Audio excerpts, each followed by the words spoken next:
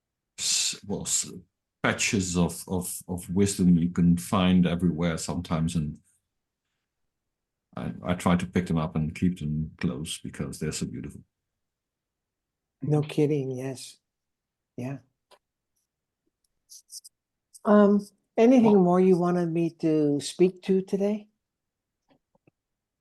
Yeah, I'm curious. You've been in psychology world for a long time, and how did you feel about, well, more or less switching out of psychology into the principles? And how was that looked upon by your colleagues and so on? Well, what's interesting about that um, is that for me, it was like immediate. It was an immediate shift out of psychology because, like I mentioned to you in terms of my story, when I had that insight, um, I saw that all that I was using and all that training I had and all of the approaches um, were not as helpful as being able to talk to people about this piece I saw. Yeah, So it shifted immediately.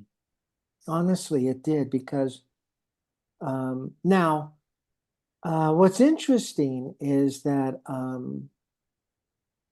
my colleagues, so there's the set of colleagues, 30 mental health staff in this department of psychiatry, first noticed the change in me. Now, I tried to share this understanding we used to have like a weekly staff meeting that had a lunch to it and people could share things. I tried to share it and it wouldn't really go anywhere because I was coming from subtle thoughts that I've got something better than you. So I gave it up, and then I had this insight. I talk about this on some webinars around looking at my colleagues through the lens of understanding and love, that they're doing all they can do given what they know, how they think. I saw that they just are following a calling. They want to help people. And I had these beautiful feelings of love and understanding. So it changed me. So that's what people noticed. And then, like I mentioned, I was surprised that a few colleagues wanted to know what I was learning because of that change. Now, I've worked in other settings that are psychology settings, psychiatry settings that follow traditional models. But when I talk to some of the staff, they're interested, but most people aren't. And I don't, when I do little work like that, I'm not doing major work in other psychology centers, but when I do a little bit of work, I'm not really there to share this, but when I have time to share it with a colleague or so, they want to know more. But again, what people there reacted to was how this understanding has helped me be an understanding team member with the nursing staff, with the psychiatrist, And so people are more likely to see that rather than want to know the intricacies of that. But I don't do that much. But for me, the shift was immediate. Now look at this. If you really know the truth of this, if you really see this is the truth that will help people be happy, there's no debate. there's no debate about, well, should I stay in psychology or do this? I just dropped psychology completely. It didn't make sense compared to what the truth of the principles have to offer people. I don't know if that helped you with your Yeah, question. absolutely. Yeah, it's so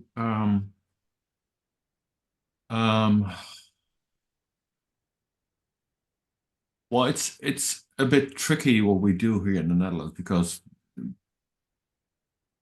the insurance companies here in the Netherlands are still saying, oh, it's only yeah. psychology, it's only psychology, it's only the people who have been trained at university and so on, or college. And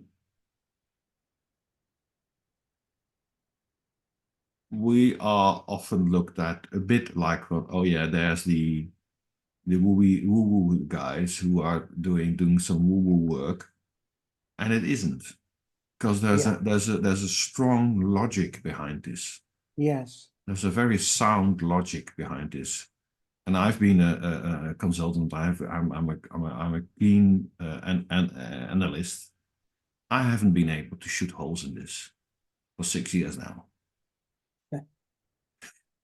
And if I can't shoot holes in it for 6 years, there are no holes, probably. I've been looking at NLP in the past and other kinds of approaches, and I could shoot holes in that within a year or so. I've been looking at this for 6 years now. I can't shoot holes in it. There's no way I can shoot a hole in it. And it's probably because this is so part of us. It's so human. And if you look around, we've known this for thousands of years, probably. Probably the people who were much closer to nature than we all knew about this too, much better than we did. We do. And that's, well, in a way, it's sad that we lost that connection. Mm-hmm. But still. Well, you're right. We are the principles. We are. Yeah. We are mind, thought, and consciousness. We are this energy. And